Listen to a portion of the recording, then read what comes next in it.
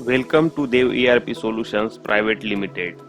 इस वीडियो में हम जानने वाले हैं आइटम इशू के किसी बारे भी में। आइटम और सेवा संबंधित रिक्विजिशन रिक्वेस्ट जनरेट होने के बाद ऑथोराइज पर्सन से उसे अप्रूवल मिलने के बाद आइटम को गोडाउन में स्टॉक अवेलेबल है या नहीं ये देखा जाता है। स्टॉक अवेलेबल होने पर आइटम को इशू किया जाता है। इस प्रक्रिया से हमें डेली यूज होने वाले आइटम की नीड समझ में आएगी और सभी आइटम और सेवा को मैनेज करने में हेल्प भी होगी। हर एक एंट्री से अवेलेबल स्टॉक की जानकारी भी होगी। तो इस आइटम को किस तरह इशू किया जाता है अब यहाँ हम देखेंगे। तो इसे करने के लिए यूजर ने रिक्वेजिशन रिक्वेस्ट क्रिएट करने के बाद जब ऑथोराइज पर्सन से उस रिक्वेस्ट को ऑथोराइज मिल जाता है तो इसे इशू करने के लिए यहाँ पे क्लिक करना होता है और क्लिक करने के बाद आप देख सकते हो जो रिक्वेजिशन का पेज यहाँ पे ओपन हो गया और यहाँ पे डायरेक्ट इशू का ऑप्शन यहाँ पे शो हो रहा है। जैसे हम इशू के ऑप्शन पे क्लिक करेंगे तो एक नया फॉर्म ओपन होगा और यहाँ पे कुछ डिटेल जो होंगी वो फिल करनी होंगी, जैसे कि ब्रांच, उसका वाउचर टाइप किस तरीके से इशू हो रहा है तो यहाँ पे सेलेक्ट होगा।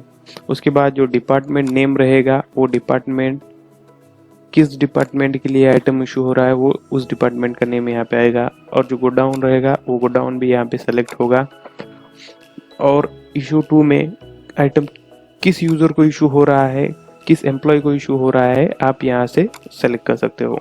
जैसे ही ये चीज़ें सारी सेलेक्ट होती है तो आपको यहाँ पे सिंपली सेव वाले ऑप्शन पे क्लिक कर लेना है। जैसे ही सेव होने के बाद ये जो इस इशू एंट्री है जो सेव हो जाएगी। अब यहाँ पे कुछ बटन दिए गए हैं, जैसे कि नीचे बारकोड का बटन है। हम बारकोड पे बटन पे क्लिक कर कर जो आइटम को बारकोड वाइज अरेंज किया गया होगा, इस बारकोड के बटन पे क्लिक करने के बाद आपको जैसे कुछ आइटम होते हैं जिसे बारकोड वाइज इशू किया जाता है। यहाँ पे आप सारे बारकोड देख सकते हो, उसकी क्वांटिटी, उसकी पैकेज क्वांटिटी और उसकी मैन्युफैक्चरिंग डेट, यहाँ पे सारी डिटेल सेव होती है। नीचे आपको पेंडिंग रिक्विजिशन आइटम का बटन दिखाई देगा जिसमें सारी पेंडिंग रिक्विजिशन दिखाई देंगी, जिसे सेलेक्ट कर कर यहाँ पे ऐड कर कर इशू भी किया जा सकता है। तो इस तरीके से जो है डायरेक्टली आइटम को इशू किया जाएगा। सेव होने के बाद आइटम इशू मास्टर एंट्री में दिखाई देंगी और यहाँ पे उसे मंथ वाइज, डेट वाइज और नंबर के हिसाब से सर्च किया जाता है। एक्सपोर्ट पे बटन पे क्लिक कर कर उसे पीडीएफ, एक्सेल, ईमेल या फिर व्हाट्सएप के लिए एक्सपोर्ट भी किया जाता है। और रिपोर्ट पे क्लिक करने के बाद यहाँ पे बारकोड वाइज इशू का ऑप्शन दिखाया जाता है जिसमें सारे बारकोड वाइज इशू किए गए आइटम यहाँ पे शो होते हैं। अब देखते हैं मैन्युअली आइटम को किस तरह इशू किया जाता है। मैन्युअली आइटम को इशू करने के लिए सर्च बॉक्स में आपको इशू मास्टर सर्च करना है। जैसे हम इशू मास्टर एंट्री में आ जाएंगे तो सारे इशू एंट्री यहाँ पे दिख जाएंगी। तो हमें नया क्रिएट करना है तो यहाँ पे न्यू के ऑप्शन पे, जैसे हम न्यू पे ऑप्शन पे क्लिक करेंगे तो ये नया फॉर्म ओपन हो जाएगा। नया फॉर्म ओपन होने के बाद यहाँ पे ब्रांच नेम सेलेक्ट करना है, उसे वाउचर टाइप जो है यहाँ पे सेलेक्ट करना है। उसके बाद डिपार्टमेंट, जो डिपार्टमेंट को आइटम इशू करना है वो यहाँ पे सेलेक्ट करना है। उसके बाद आपको जो भी गोडाउन है वो गोडाउन सेलेक्ट करना है और इशू 2 में किसको इशू करना है आइटम वो आप यहाँ पे सेलेक्ट कर सकते हो।